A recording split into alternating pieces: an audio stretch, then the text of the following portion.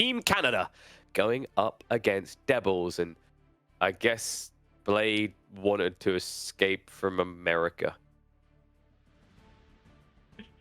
Blade now officially part of Team Canada. Jiggly, on the other hand side, representing USA as USA's greatest. How do you get a Canadian citizenship? Do you have to like break a moose out of a local zoo or something? I think you get it automatically when you cross over the border. Oh, as long as you say, "Can you please let me in?" You just have to have the manners at the border, right? They're gonna serve you pancakes, and if you don't ask for maple syrup, you're not getting in. No. It's a trick. You have to ask for double maple syrup, please, or they won't let you in. Please. Look at that. Third place in the Rising Empires League Div 1. Wait, where's the... No, these are crap stats, mate. You need to put the midweek muster in there. Puppy Paw is a back-to-back-to-back reigning champion in the last few weeks for the midweek muster 1v1s. He brings that flex in. Wham is a 4-time grand finalist in midweek muster. Yes, I'm shoehorning my own crap in here. They have been the dominant force in these weeklies, and now they're looking to do it in 2v2 as well. I'm not sure why they took Wham's picture, just copied it over, put a filter on it, and suddenly he's there again. There we go. Team DEBILS, Jigglypuff with the glasses. You can tell that from the reflection, there's a person taking the picture. We got BLB looking hot and Goatkowski giving us the anonymous. Does Jigglypuff strike you as the type of person that would actually just like make a silhouette figure, put a cloak over it, and then be in a dark enough room that it looks like there's someone there taking a picture of him? Maybe. It's believable. Well, BLB bringing the dude. Yeah, BLB though. Can we just highlight that? Like, yeah, that is 100% the Chechen version of Dwayne the Rock Johnson. He had the full eyebrow going. Yeah, he's just giving you that. Okay, I can't do that. We just need to like buzz cut him, spray tan on, and he can just be like his entry at a LAN for a team tournament. You just like, can you smell what the DEBILS are cooking? Boom. Oh, we're getting a doll. Oh my god, we're getting Byzantines. Oh, it's gonna be the Jiggly build. Crackety. It's also your favorite map. It's from the Beastie Slaying Week. The it's opening. Dry Arabia. No, Toll. It's there. What? Oh yeah, there it is. It's a good map. Wasn't that the week where you picked a Toll Socotra? Like, you pretty much just picked every version of Socotra. No, I didn't pick a Toll. You picked a Toll. You made it the admin first. True. You did want that Socotra, though. I will have to see if we get deep enough at all. A beauty, actually, a retrimmed map recently. But we begin where the trimmings are the most standard and vanilla possible. Dry Arabia. But it's going to be anything but ordinary. Because we have got an NA showdown. That's right. North of the border versus south of the border here. It's going to be full of everything you'd expect. Way too much passive gold. Way too much Imperial English play, way too many Cataphracts, and way too much team gamering here. I think I covered every player with that intro. Oh boy, here we go. Another set of some team game goodness here. DEBILS versus Team Canada. Happy Paw and Wham, Goatkowski and Jigglypuff. And Jigglypuff, would you believe it? This man, he's a master of all civilizations, but he's limited himself. He's put on the chains. He's going with the Byzantines here. Goatkowski on the other hand side with the Abbasid dynasty. Puppy Paw playing as the English and Wham 01 with the Ruse. Puppy Paw with an interesting opening here with the farm position. This reminds me of like Vortex, right? 2 years ago. Yeah, like an English build from like 2 years ago. Starting off with like 2 farms there, and then you just gotta put the mill right next to the TC. Yeah.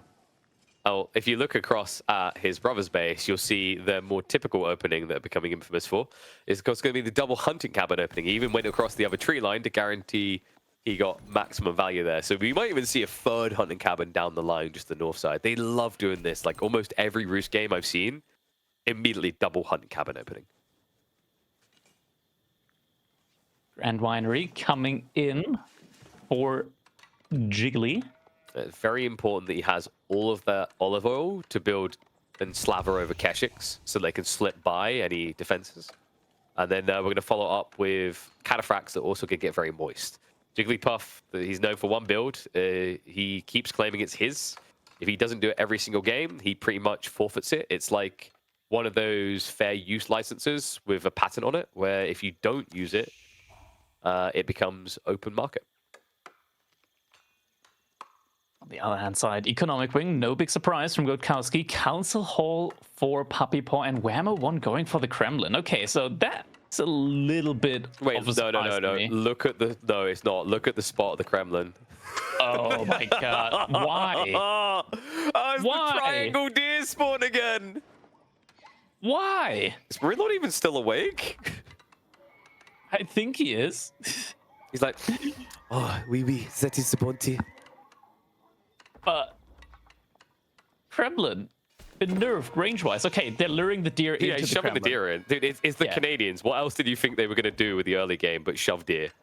Like, I think these guys spend... You'd think, for people who spend probably a lot of their waking hours shooting moose off of their property, they would get bored of doing that to the point they wouldn't want to do it in game. But no, they take their real-life skills and apply them in video games. That's a lot of deer. I don't think, like, Wham isn't going to run out of food within, like, the next 15 minutes of the game. On the other hand side, though, all the food is centered around one location. That's now, true. sure, like, the Kremlin does... It's a fully upgraded wooden fortress without a sprinkled emplacement.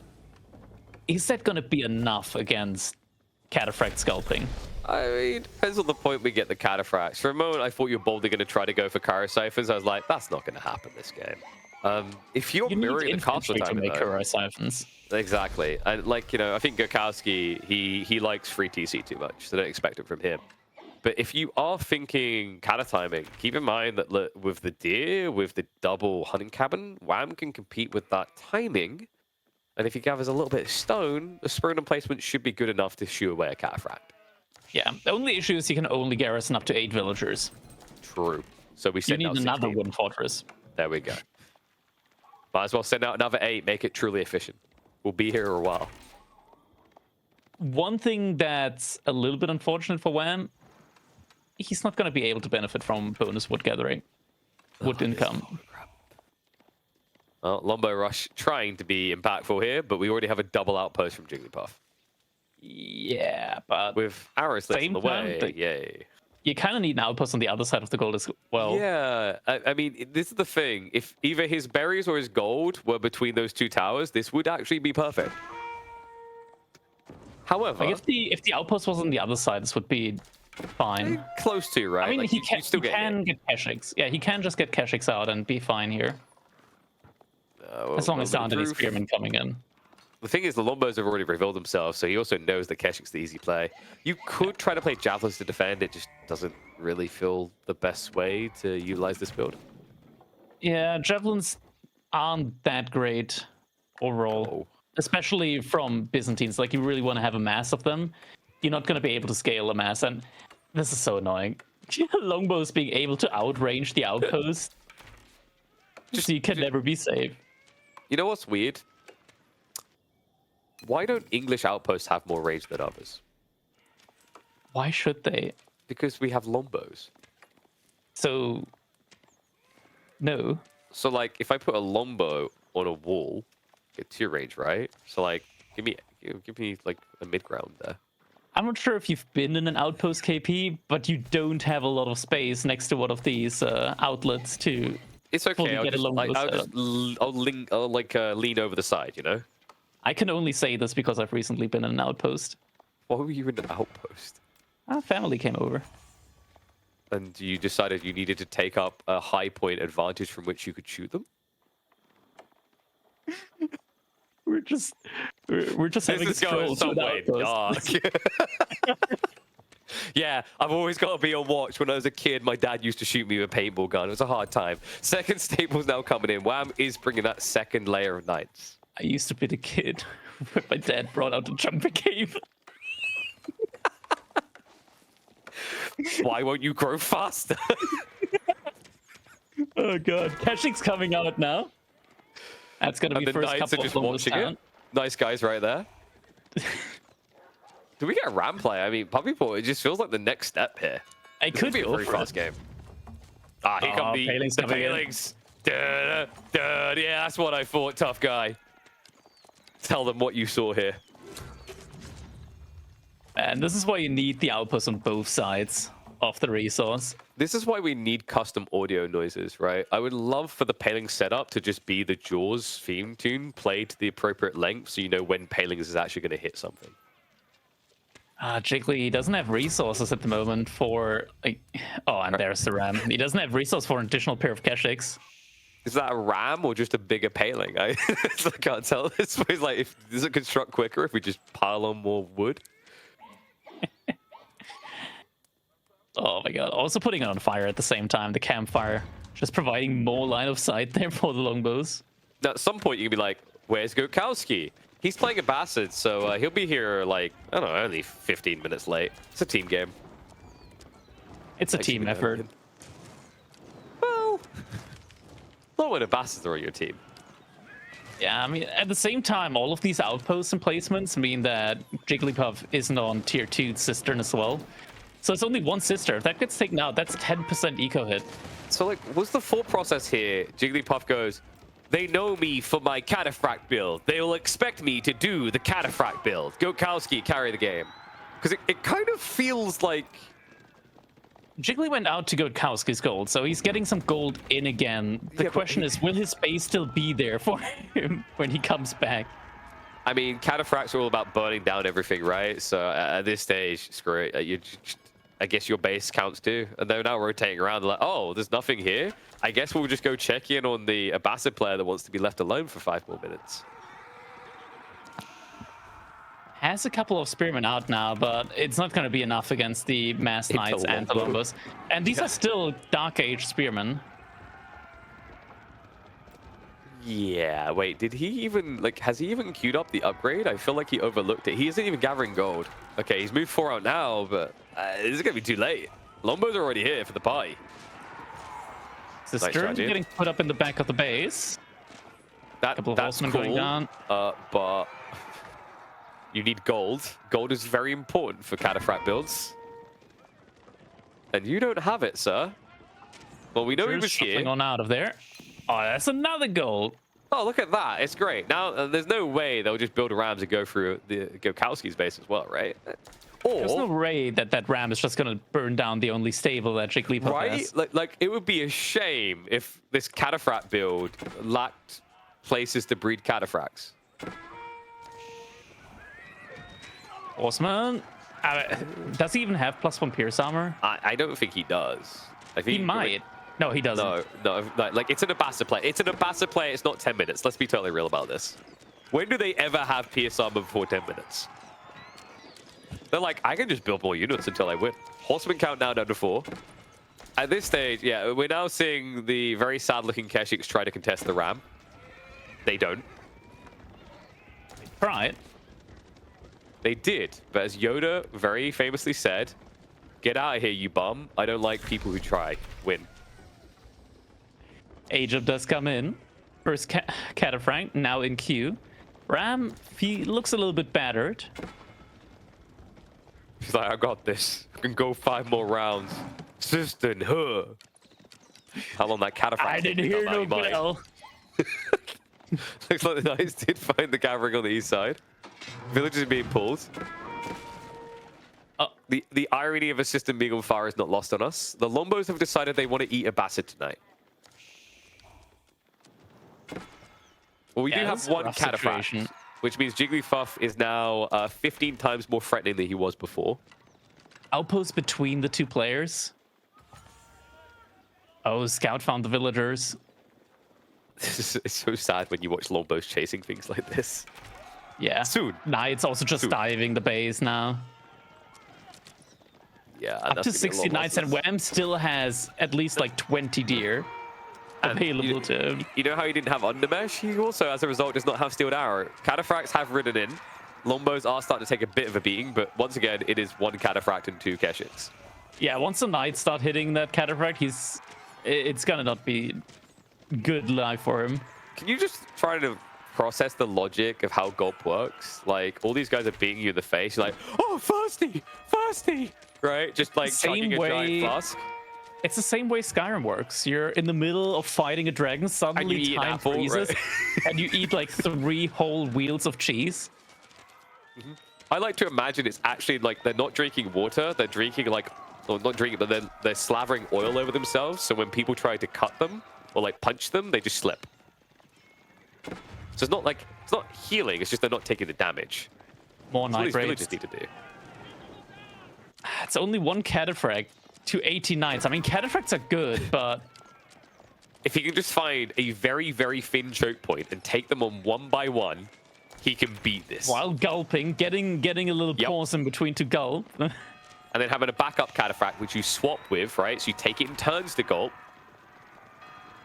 And remember, he can do that efficiently in that thin choke point because he can trample behind his other Cataphract.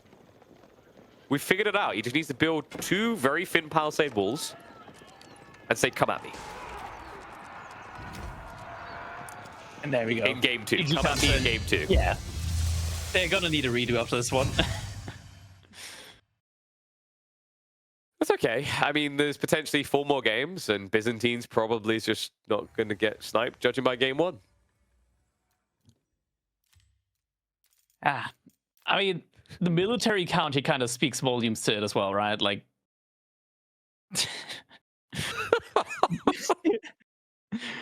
there's But a I don't line. understand. Reddit told me that this build is OP. I think in the end, it all comes down to the outposts from Jigglypuff. The gold just not being safe for him long enough in order to get to Castle Age. You need gold on both sides.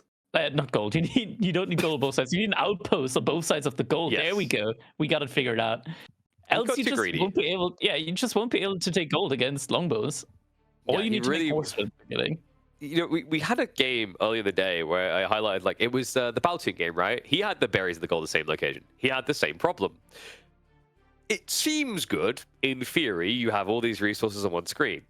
But also, the bad news is you have all these resources on one screen, and you're up against Longbows. Slow-moving unit that suffers from having to rotate. Just had to sit in one location to win the game. So, yeah, that's the trade-off. That's the toughness. But, wow, will you look at that? It's another Byzantine pick. However, this time, it's not for DEBILS. Instead, Devils will be going with Japan and Jeanne d'Arc. And Japan, I mean, we've seen the Mounted Samurai. They're pretty good against knights.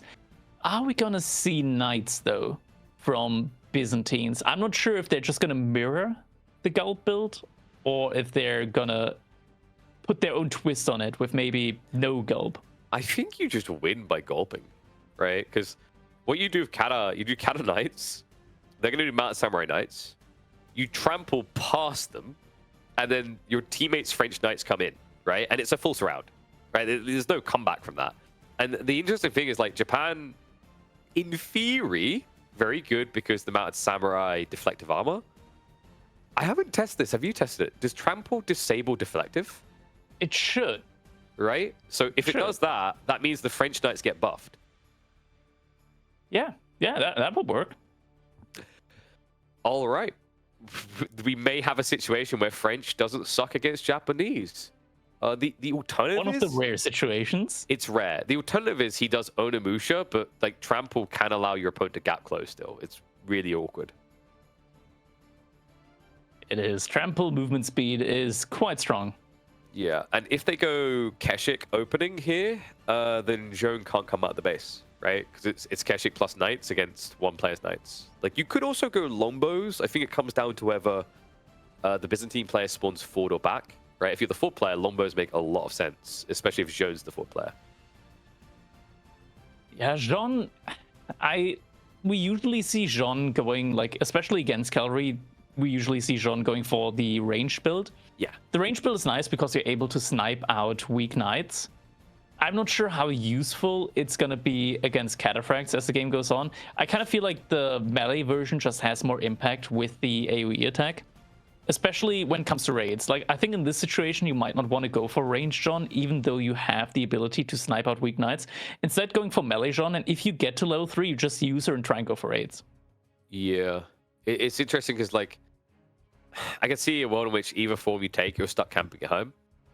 The melee jump at least gives you a counter to Limitane, being laid in, which could happen, right? If this is not a Cata build, then it has to be Limitane, because you need that for what is likely going to be double Knight spam from DEBILS. But I don't think you need to do Limitane. I legit think you just play full raid. You could. You 100% could. At the same time, Melee-Jean, like, when people see Melee-Jean in a Knight kind of situation, like Knight on Knights, they kind of are like, oh my god, I see Melee-Jean, I got to hit her. And then they click Melee-Jean, and suddenly all their Knights are going in a weird way. But that's why we built Cataphract, Scar. Oh god, it's infested my brain. It's too much. We're never going to get rid of this strategy now. It's too much Cataphract conversation. I want to get, like, what are they called? Cataphracts in your... I want to get cataphracts in my eyes so I can stop watching cataphracts. Oh, good god. Like, yeah. We're going to get more of them. Like, don't you worry about that. I don't think there's a world in which we get Varangian spam. That's dumb. But, like, Limitane, potentially. Like, Varangian spam. That's just no reason. Varangian? Nah, that's no reason. So, like, maybe you just do... You could, in theory, if you're the fourth player, and I actually think if it's Japanese that's the fourth player, you just go Longbows. You go Longbows and you just send it, right? And then the French player is able to poke on the sides, but essentially the Japanese player won't be able to get an easy tech up. His berries and woodline are probably going to spawn in bad positions to defend against it. Yeah, that's kind of like the spawn dependent stuff. We do have Gorge here, so we can somewhat also think about the spawn overall, right? Like with the safe gold between the two players. But we've seen just how safe the safe gold is, or rather the safe resources are in the first game between CSO, Louis, and Lucifron Vortex. Like Vortex, rather Lucifron, he played the French there. He still managed to find a ton of villager pickups here and there. Can we ask the important question here? Yeah. Why didn't Blade make a team with Jigglypuff?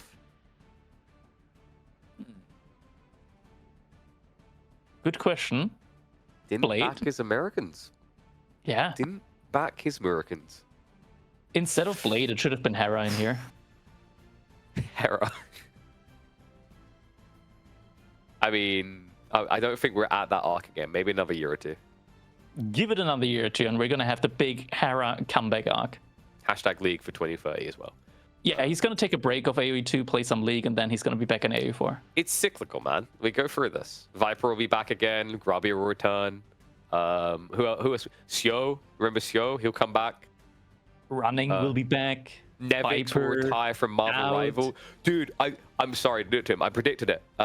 Marvel Rival's competitive scene decides there's too many players on a team. They decrease the team size. Nevix is without a team. He comes back to AoE 4. I've figured out all the routes back for these players. And then, give me some of that as well. I need that. They're coming back, I swear. StarCraft's apparently dead, so like I don't know, sort of will be back, right? Right, guys? One.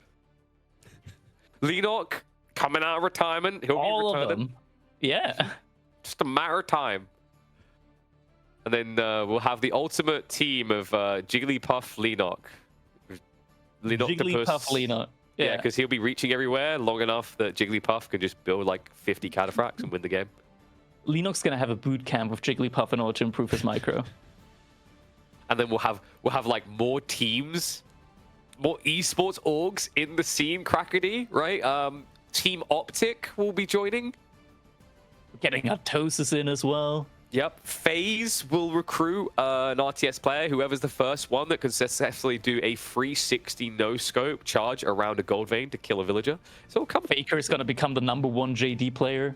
Yep. Well, because you know how it is, right? Like, eventually, AoE4 is the boomer game, whereas, like, League of Legends very mechanics. So when Faker, like, gets arthritis in all of his fingers, he's going to come here. Yes. I can see it happening. The second Faker starts growing gray hair, he's gonna boot up Age of Empires 4. The moment Faker begins to resemble the old man from Squid Games, he will enter the AoE 4 ecosystem and take over. I can just see Faker one morning, wake up, go to the bathroom, look in the mirror, see gray hair, go back to his chair, sit down, boot up Age of Empires 4. You make him sound like Homelander. Just collecting the hairs in a little tub as well. Oh, blimey. Who else do we need to There cover we this go. here? Shroud. Shroud, when he's done with his World of Warcraft and MMO arc, he'll be here as well. Yeah. We're They not were like, getting "Oh, a they countdown got for Shroud?" our next set. There were some We have. technical That's issues, what we were but doing. yeah. We were Yep. we were forcing the admins to actually count, and we done it. So yeah, it was. We ran into some map issues, but that is now sorted. Remember, players, don't be like me. Don't have over 100 different mods sitting in your mod box that you don't use. Cleanup Yeah. is important. Don't be a hoarder. Dude, I do that with everything. I've like right now I've got 50 tabs open. That's not good. I got more tabs on my PC than an alcoholic's got in a bar, man. I just can't help myself. Sometimes it's good to let go. Like we should have this conversation. Into the game we go, baby. 1 minute away. So gorge where we're going. We already kind of theory crafted the styles that can come out. One interesting thing is if this is gonna be a Cata French Knight play coming out from Canadians, their gold's gonna exhaust very fast. Flip side, so is DEBILS. So we're gonna get, if the game isn't over in 15 minutes, a very messy mid game where everyone just disperses out to the flanks and probably dies. It could be. That's kind of what it almost looked like in game number 1 between Vortex Lucifron and CSO Louis. This one, I'm not sure exactly how this is going to go. Like, we're probably going to see French make a couple of knights here and there, try and harass. We're probably going to see fast castle out of Japan. We're probably going to see knights out of JD. The question is, at the end of the day, who will get more value in those early parts of the game? Who will run out of gold first? Who will get caught when they move out? And at any point in the game? Scouting, once again, is key. But we're going to be jumping into our game number 2. Let's jump into it. You know, we were listing off all the players that we want to see return to AoE4 that could return to AoE4, and we totally forgot one. XQC did once upon a time play this game. And He did, for a good I while. realized why he left. He never played Iabids. No, he never played Iabids and discovered Gambawing. That would have kept him around. He loves those Gambas. Anyway, into the game we go for Canada versus DEBILS. And weirdly enough, Jigglypuff, he doesn't feel himself. He didn't pick the Byzantines. But luckily for him, Puppy Paw is here to show him the way. We still are 100% pick rate for Byzantines in this series. Makes sense. It wouldn't be a Jigglypuff series if there is anything less than 100% Byzantine pick rate. Gonna have to see how that goes in game number 3. But until then, this time around, JD and French, so kind of like a mirror matchup, and Byzantines and Japan playing it out here. And both of these civs have polarizing experiences with the French, right? Like Japanese in a 1v1 love playing against French. They laugh at them. Joan, on the other hand, kind of has PTSD because of how easily she can be sniped. So that's kind of a coin flip. Where it gets interesting is what we're going to be seeing on the Byzantines. I mentioned when we were in lobby, what would be very intriguing with Puppy Paw if he gets the forward spawn, if he tries for like some sort of Longbow timing. We have that potential here. Yeah, longbows are pretty good overall to have them. Like you get so many out with oil, just in general, and then that's a free unit. So you just make your own Libitna. You got a frontline in there as well. Frontline that's also very good against knights in general. Able to pick off weak knights and engagements. That just helps you out a lot. It is a forward berry spawn for him though, and the Grand Winery is going to be coming in. That is a spot to attack if you're Jiggly. Question is, are attacks going to be successful? Because I would imagine that Wham will probably try to help his brother out. I'm just looking at that left side. It just looks so juicy for the berry gathering, right? But yeah, I think step one is kind of connect both of them. No.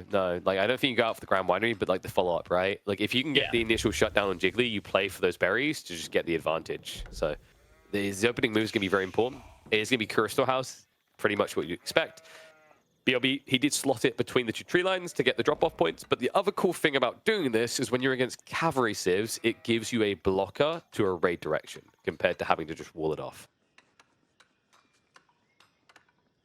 Yeah, H-ups now coming in. No big surprises here from either side. School of Cavalry for our two French players. Grand Winery for the Byzantines. Kura Storehouse, as you mentioned, for the Japanese. How many villagers are on that Kura Storehouse? It's going up a little bit slow. 3?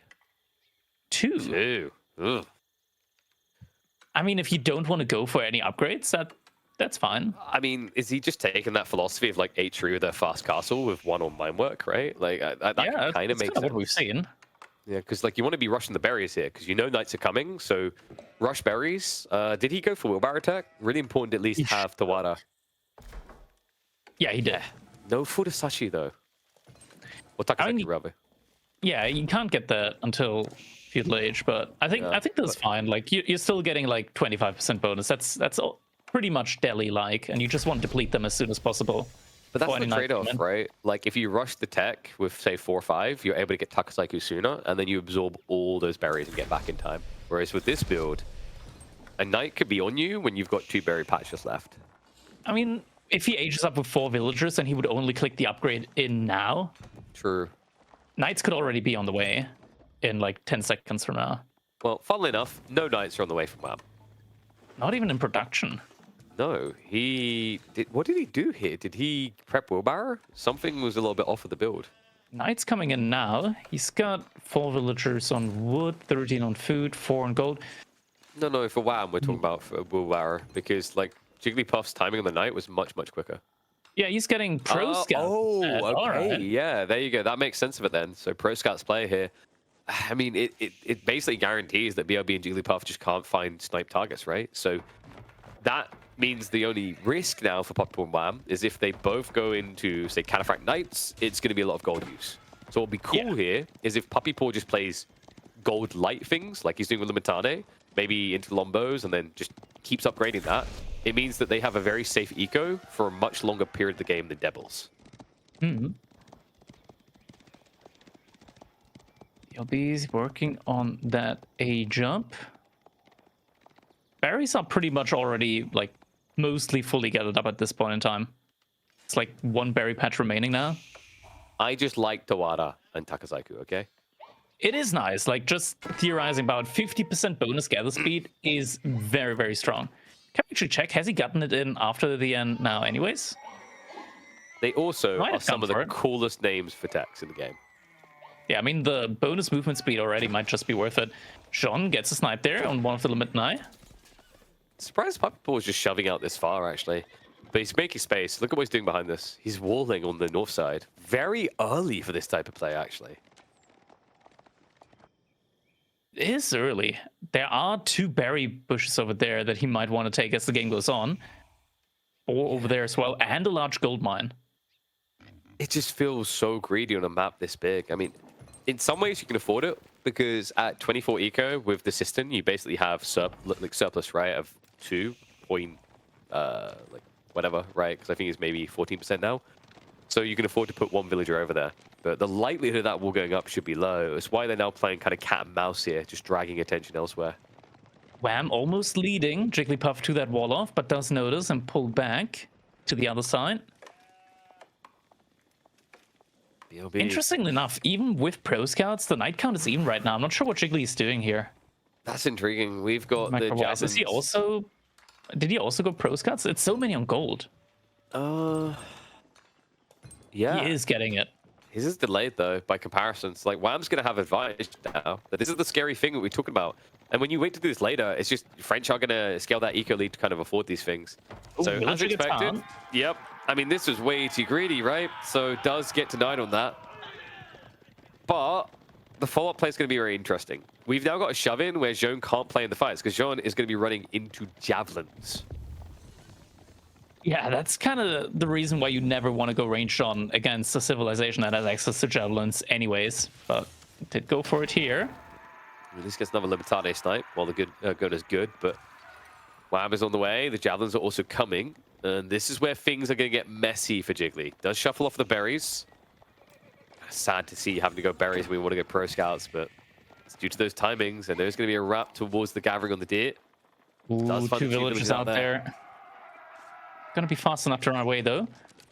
However, they're leading to the floating gate. They now know exactly where it is. The javelins are coming here, and this is not enough villages from BRB. Oh, this is a corner. There's a corner. That's actually rangeable, or relatively easily rangeable. I mean, it's so unnecessary as well. He could have placed it where the blacksmith is, right? Next to the blacksmith TC. It's greed, unnecessary. And now the javelins, of course, can punish the Joan. John, wait, what we do? Hello?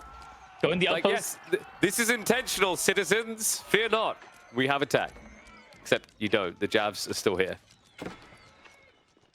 Second group is being queued up as well. Knights, in the meantime, are shuffling south side, so they're trying to block out the Pro Scouts play. I mean, they could just dive in at this rate. Jiggly, he doesn't have any food on this TC at all. No food income. He's on 30 food. Did he sling his sheep to BLB? He must have. But he didn't leave enough for himself. Either that or they didn't gather up enough sheep early game. And now you're like, BLB can have some... Sorry, no refund. No refund. Oh, man. So this is just basically going to be on BLB to try and get them out of this sticky situation. Difficult to do on a slow pacing, and I know they're doing Onimusha. Against Javelin throwers? Yeah, like, I mean, either way, even if you go Knights, it doesn't feel good. I mean, if you get enough of them, you can beat these Knights, right? But, like, I thought at least Yumi so you could deal with the Limitane first, right? Like how are you even dealing with the Limitane here? This is a rough one. This is a rough one for sure. Hey, they should rename themselves to Doggles. Because it's so rough. It is rough at this point in the game. I think walls are almost complete at this point for Puppy Paw. He's working on the last stretch, so the entire right-hand side is pretty much very tough to raid now. I think you just need... Even like, impossible. It's going to sound weird and uncomfortable, but just when you go with it. I think it's time for spears for Japan. I think that is your best hope. Get a small group at Onimusha and just scale spears. It's not even scaling a lot of Onimusha. He doesn't have a lot of gold income, like resources overall. You know 3 Onimushas only at the moment. Oh no, Onimusha's at the front line. What's going on? Wait, what? And the knife. Wait, he clicked the back one. He A moved. No, he didn't A move. He right. The weirdest part is that Wham's even running away from this. He could actually just immediately snipe Jean there. Didn't want it though. Backs away. Doesn't want to give more XP. Waits for the counter unit to arrive in the javelins, and the entire army has to be screaming and running. Just like the economy of Jigglypuff. Jesus. Yeah, it's so many villagers being idled once again. Of course, they won't have the Steel Dagger defense here to bulk them up.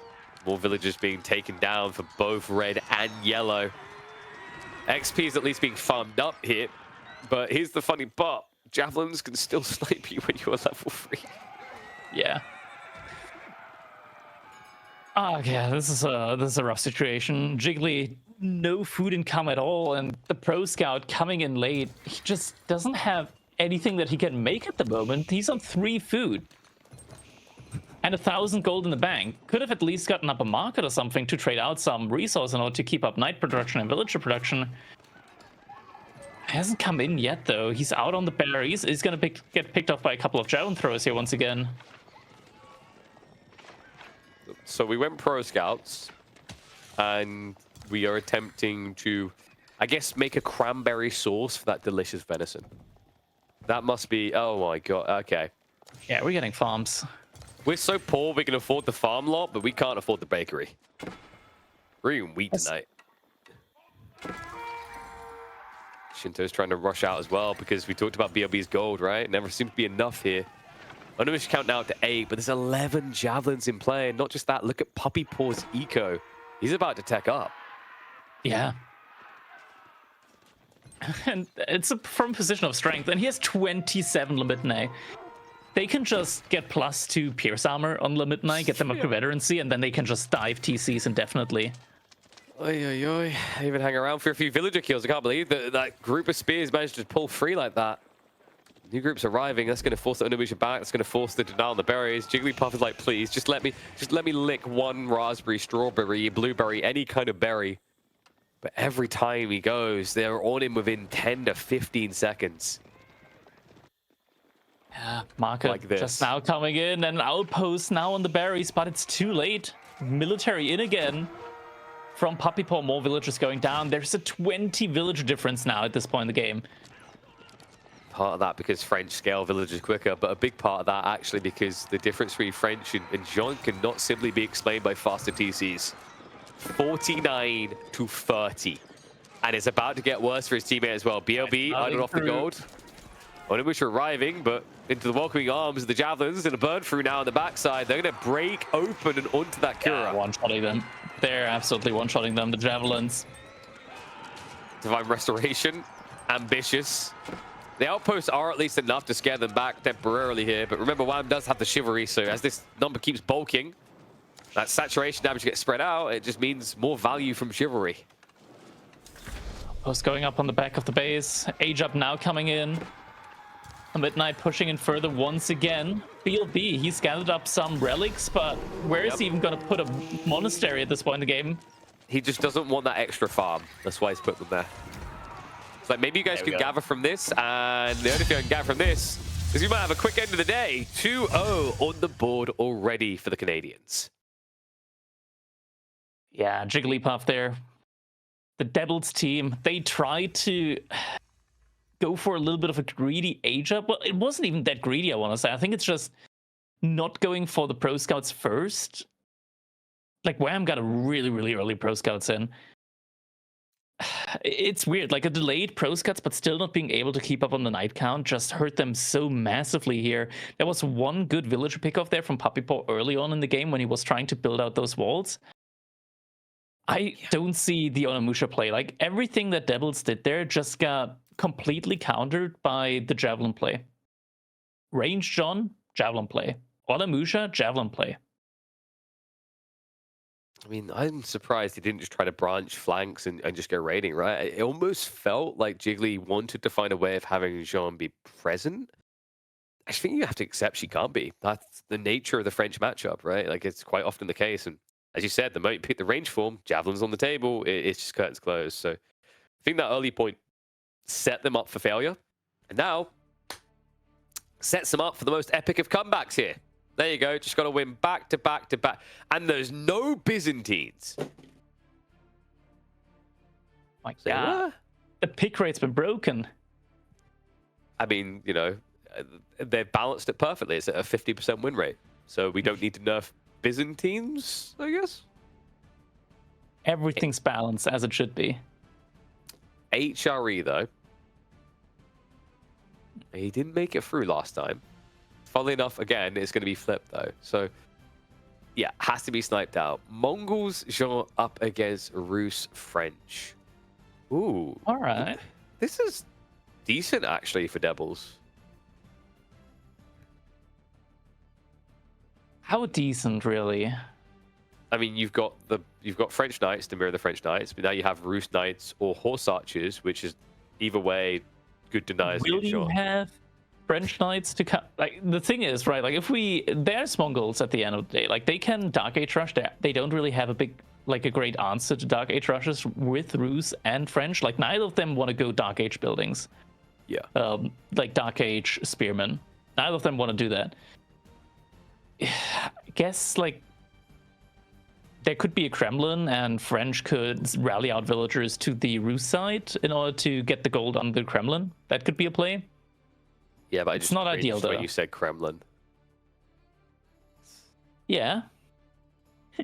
we saw it from Team Canada as well. It's also kind of hilarious. Yeah, but that was for a triple D grab. It's a little bit different. If Kremlin's the fishing in the center, I'm fully for a Krakeny, okay? Do you assume my map generation? I assume your map generation is not going to give you 3 deers on one location. Because only Dry Arabia delivers those kind of scams so frequently. No, I think the other thing that's kind of a bit funky here is Rus have looked really good on these hunting cabin spam maps. We have got a map called Baldland, but when you look at the tree lines around your starting location on Himeyama, you'd think that was the place that was bald. Yeah.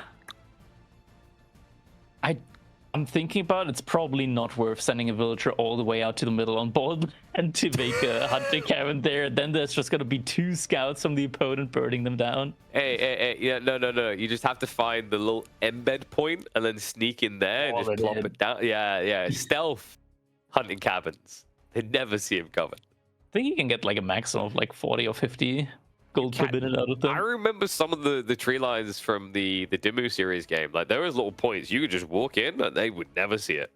All right, you just You just have to have an opponent. Like, there is a gamble to it, Cracky. There's a gamble to anything in Age of Empires 4. The gamble is you have to not be seen walking out for 25 seconds. But yeah, it's gonna pay off eventually. I mean, since when do AoE 4 players ever look, right? Like, come on. Like, it's not like we play a game based on vision. Exactly.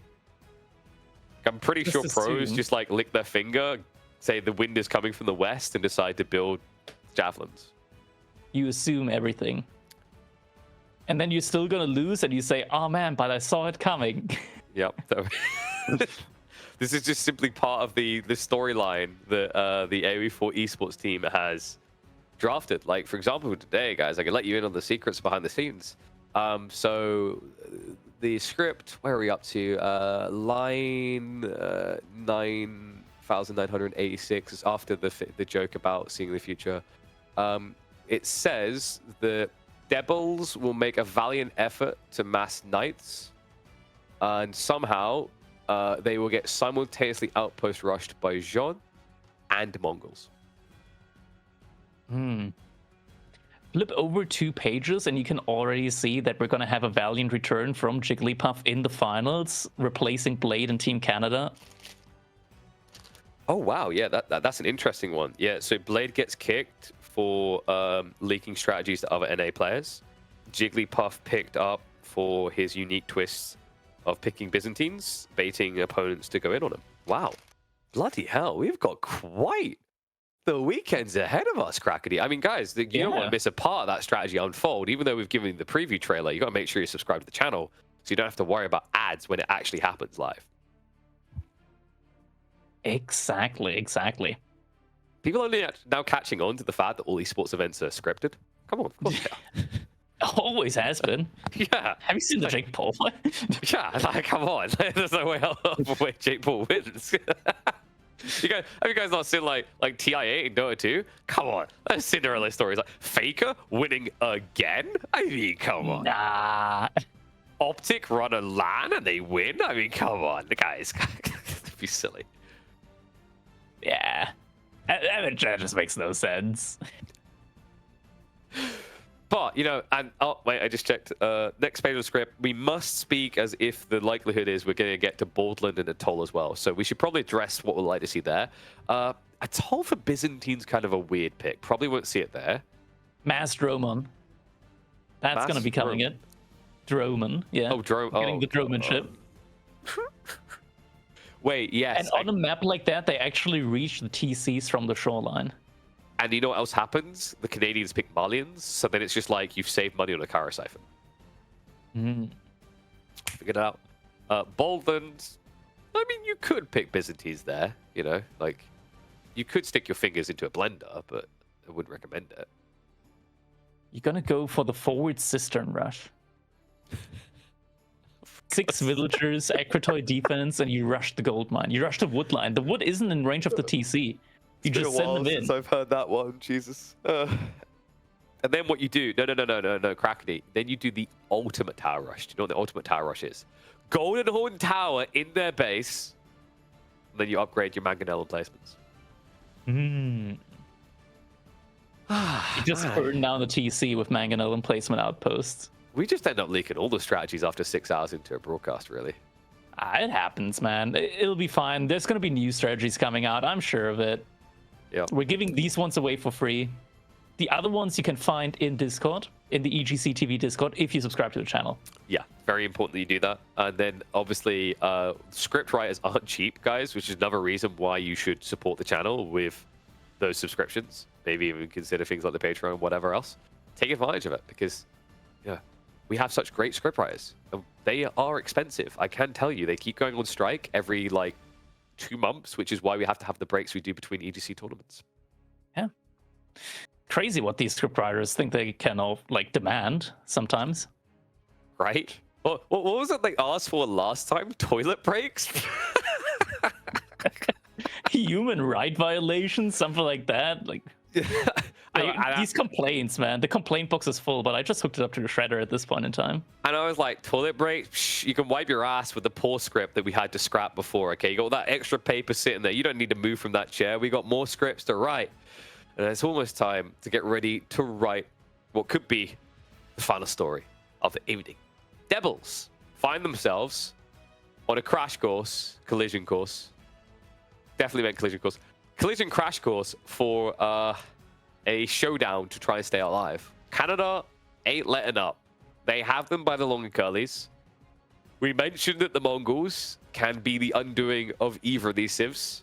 And if you remove one from the equation, it kind of feels like often you're removing two, because the story of this series so far has been one player under the bus. Right, that's right. Ralph usually on the bus. In this situation, he's under it. And the other one is just hoping him trying to play a 1v2. Let's see if we can rewrite that tale. If it is time for the best comeback you are going to see in Winter Team Championship number 2.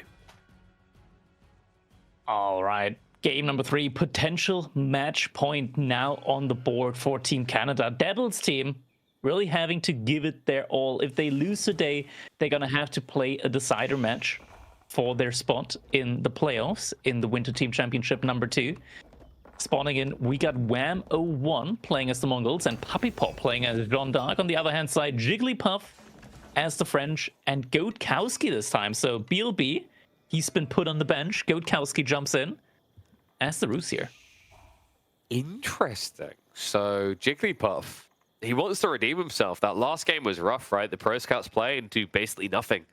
Now he wants to prove, I can actually play French up against the absolute best. I mean, they are up against the absolute best, right? Like, if you think about the podium finishes based on 1v1 results recently, you've got Marine Lord, you've got Puppy Paw, and you've got Wham, right? Based on things like the Red Bull Warlord performances. Like, these are the guys to kind of match up to. And although 2v2s are a different dynamic, some maps do invite a 1v1 on both sides. Himeyama can sometimes become that. And definitely be. Now, I'm not sure about the last game. I think in the last game, they didn't have that many sheep to them. Like, it looked like Jigglypuff ran out of food very, very quickly into it. So let's see if maybe this time around Jigglypuff and Goatkowski can find a couple more sheep here. Definitely would help them in that game. Goatkowski did open up with a double hunting cabin build, so is going to get that extra bit of gold in early on in the game. Yeah, but look at the positioning. You can burn the one in the mill, on the berries, rather. Yeah, one isn't. It's not next to the wood line as well. It's next to the berries, but there's a tile of difference that actually makes a pretty big difference. Like, you can't really burn. Of Mongols, right? It might be, but I don't like. It doesn't make sense to tower rush or to attack onto the Rus anyway. I mean, if you find like a jackpot, if they got like berries, gold, and trees right next to each other, right, you might consider it. But yeah, usually you look at the French player. And in fairness, Wham is on the correct side for that. I wondered if we might see him try to pivot in towards a dot play, but it's a French player, right? The desire to deny him is well too high. And even more so when you look at this spawn. The berries and the gold are right next to each other for Jigglypuff. Yeah, that's a great spot to hit. And the gold is actually really far away from TC. The berries kind of like forced it out here, didn't it? Like, oh my god, it's not just that. Distance. Look at the extra golds here. They're all in this area. No. There's one behind his base, but it's even further away. Oh, good deletion there. Wait, on the mining camp. Is he just going to... Yeah, he's going to Goatkowski's. Yeah, oh my god. He's going to take that. Well, that's great. You now have 3 villages for the next 10 minutes to gather gold. Better than nothing. We can add 1 knight for every 4 horsemen. Oh, this is going to be brutal. They're not making it easy for him. Puppy, meanwhile, is teching up, right? So we already see a difference, an advantage developing for blue over red when it comes to the French players. He could... Wait, is this gold too far away as well? I think it is. It is, but the Kremlin is in range of the TC, so you can't deny the Kremlin. And then you can poke Jigglypuff off the gold in the meantime. Yeah. Like, look, he's just standing there, begging to be stabbed in the face. That's probably been used as a defense in court somewhere. Outpost up. How's the sheep ball looking? I think it didn't look bad for Jigglypuff. Okay-ish for Goatkowski. Actually, really bad for Goatkowski. As Rus as well. Oh, 10 at least for Jigglypuff, but remember, he won't be able to touch those berries. We're going to march out. Kremlin. Not Wait. Okay, sometimes I question whether it got a rage nerf. Does at least get the spearman. But knights are already on the way for Puppy Paw. Jigglypuff, meanwhile, soon. He would have it, actually, if he didn't go wheelbarrow, but then again, he did just have to run all the way to his teammate's base, so I think wheelbarrow is justified in this game. Yeah, I agree. And look at this, Pro you have the gold Scouts play. probably not on the table for Jigglypuff. Maybe on the table for Godkowski. He's gathering up a lot of wood at the moment. Wow, Probably for Wooden Fortress. This is really cool. Yeah, I wondered if he was going to do it, and I thought he wasn't because of this like aggro. I thought he'd just go for more outposts, but this is going to give him the inflation he needs, so I mean, we could actually just see catching knights. Another outpost coming in for Wham here on the gold. What's that? Your teammate has double stone. Well, we don't want any Roost TC builds today, do we? First knight now arriving as well. Another player that likes to start those berries. There's the hunting cabin now. Oh, wow. It'd be a shame if the TC wasn't in range to protect this. Oh, look at that. Second stables. Okay, can we just agree that second stables is ambitious for a guy that has 3 gold workers? Very much so. He went out to the gold in the back of his base as well. Risky. Can we check Wham's vision?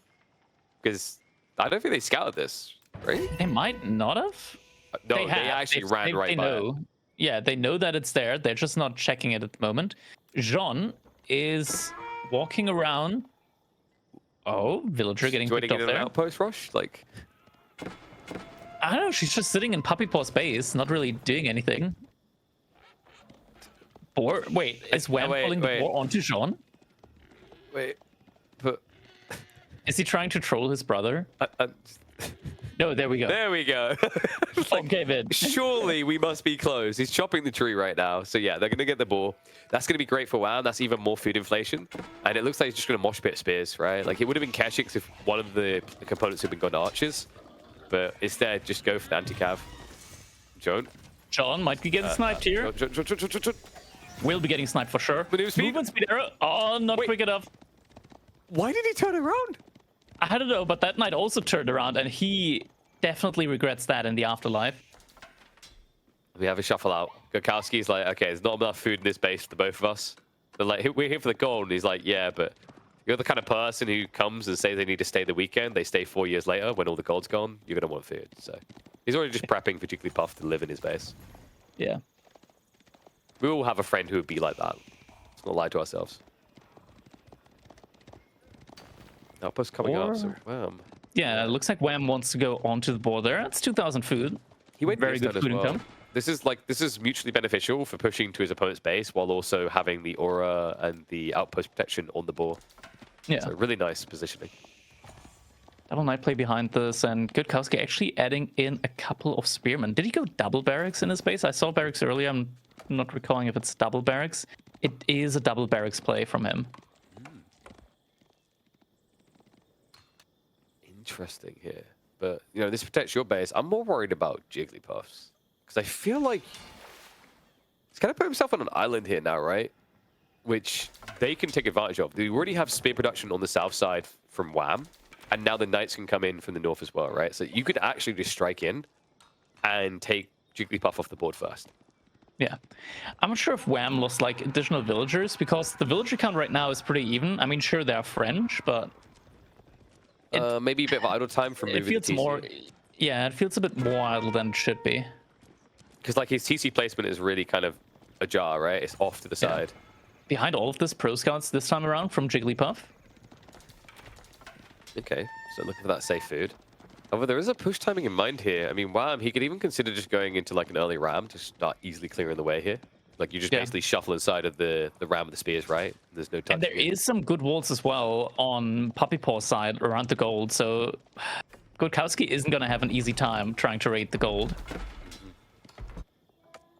Not quite the V for victory. It's V with a squiggly line, but will allow that layer of protection. Means he doesn't have to keep many at home. And we're already seeing the convergence here. Puppy Paw shuffling those knights down to the south side, so they're getting ready to pressure onto the French. There we go. Looks like the spearmen from Wham are hitting the gold mine from Puppy Paw. from Jigglypuff. You're right there, buddy. The villagers have, yeah, the villagers They're all are getting pulled back. French. It's all knights everywhere, anyways. Oh, they're taking out the outpost now. Yeah, I mean, you're Mongols. You take that. That's free resources. Meanwhile, knights, they're looking for free kills. Doesn't quite find it there. A little bit of an unequal exchange. Of course, the charge is coming out from Jigglypuff. We did have him scouting up, absorbing from that west side. So he's going to be condensing his base for food. But gold is still the grand problem here now for Jigglypuff. Yeah, might need to send more villagers over to Kotkowski's base. The problem is It's 19 spearmen right now for Wham. Kotkowski has also added in his own spearmen. Trying to torch down. Yeah, the outpost is going to help him a lot.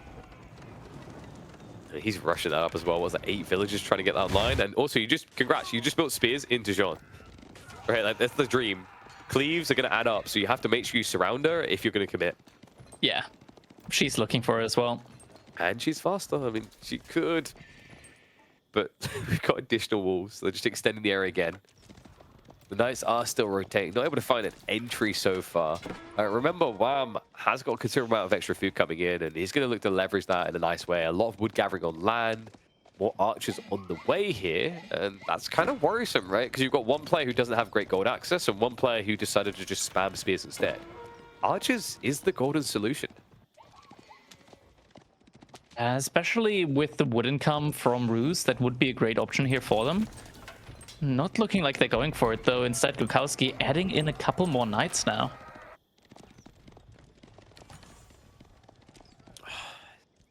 It's just so many spears to contest with, right? Like, it feels like his playing the spears has just been catch up against Wham's.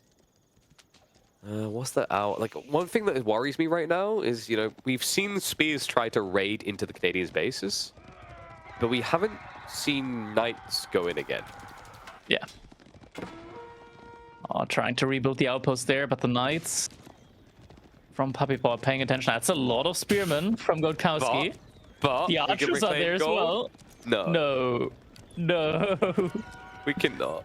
Second wave is also coming.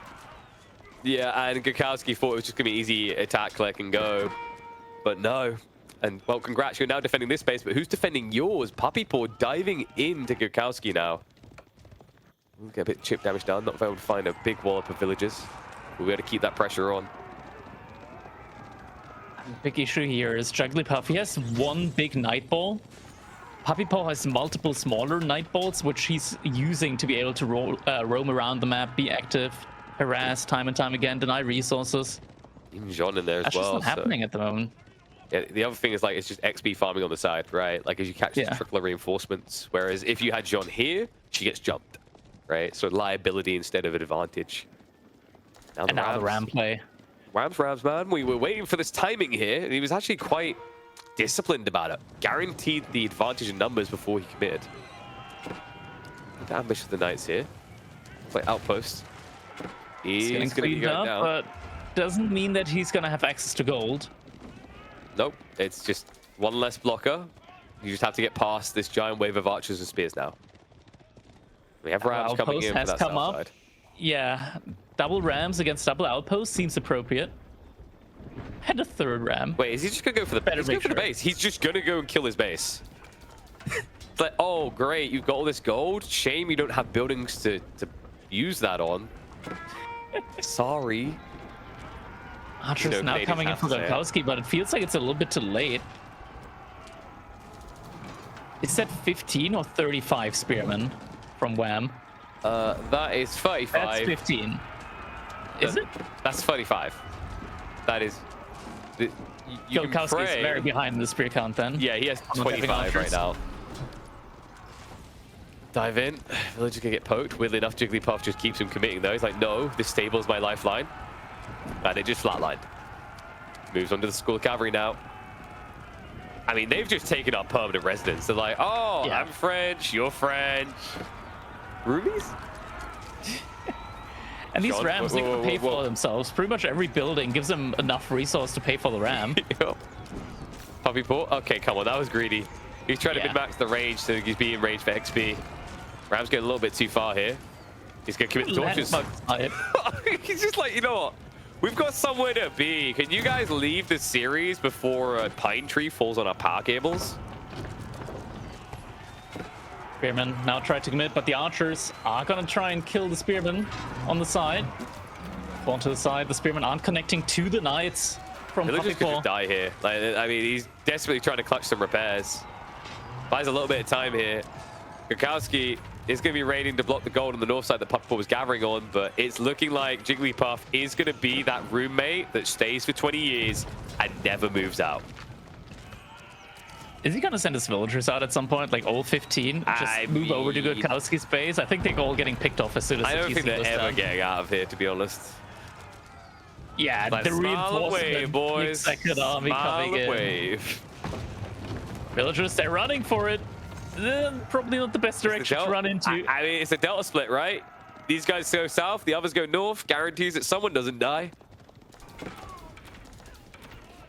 Villagers on the gold might get found out as well, though. I think they always knew. He just didn't care, right? Oh god. Well, they won't wave the white flag, right? It's the last game of the series that they do, so they'll try to juke it out. But it is looking grim. Grimmer than the Reaper. New count rises. 98 military to 40. Only 8 knights remaining. 23 for Puppy Paw. It's so many units still here for Wham. It's this big blob that just hasn't shrunk at all during this engagement. Wham's getting ready to turn this into the Roost campaign level where you forget to pay the Mongols. He is coming. And the Kremlin defends one piece of a ever-growing base, folks, that could easily be reached. But why do that when I have A-Click? And behind that, Step Redoubt also coming in. I feel like if Gurkowski and Jigglypuff don't surrender, Wham, he's going to use the Step Redoubt and go Fast Imperial and just get Hugh Power Trebuchets in.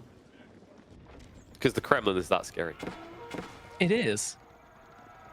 I mean, you see how many troops he lost when he dove that? 5. 5 Crackety. Damn. 5 Mongol lives that did not need to be given to the cause. He's just gonna burn the houses. Bounty is good. Hey man, they didn't pay the tribute this year. So we come to collect. Mongols. Absolute payday for them. And all Gurkowski can do is watch as he donates more resources to an ever-growing threat.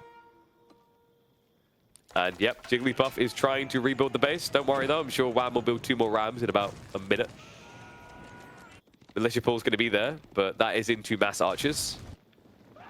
You die kind of fast. Yeah, it's a rough one. Spear's like, you got this. We're going to just get more bounty, okay? Off they go to find the villagers. Archers are just going to kind of all back, and they'll probably still win this fight. I mean, credit to them for trying to believe, but this is not a Disney tale. You are not a princess in a castle waiting to be rescued. And if you are... Kind of are. At least Jigglypuff feels like it right now, waiting to be rescued. That's true, but I've got bad news. It's not Rapunzel we're reading today, it's Robin Hood. No, wait, no, Robin Hood actually has a savior. It's Bedknobs and Broomsticks. No one's coming for you. Have you ever watched Bedknobs and Broomsticks? Everyone is clearly on acid in that movie. All right. This is a classic German Bad Night story. There are no good endings. Yeah, this is a different version of Chitty Chitty Bang Bang where they don't get the car back and escape. Stuck in Austria forever. So, that is going to be a 3-0. They wave the white flag. The Canadians cannot be stopped. They are still the #1 country in NA. Canada #1. Wham and Puppy Paw able to win the set decisively. A 3-0. Man, oh man. Felt like a 6-0. That was a rough one. Very clean execution by the Canadians. Everything not just able to come together. Really, it felt like game 2, game 3, game 1. All the plans got unraveled before they could even really begin. So Gurkowski and Jigglypuff will have to look for a recovery arc where they next week will face off against either the Volta Esports boys or E-Gear. Yeah, right now for them, it's definitely back to the drawing board because here it all kind of like fell apart with the early aggression from Team Canada. They got to find a way to be able to deal with the early aggression and then like stabilize and hold out if the later stage of the game is going to be the game plan.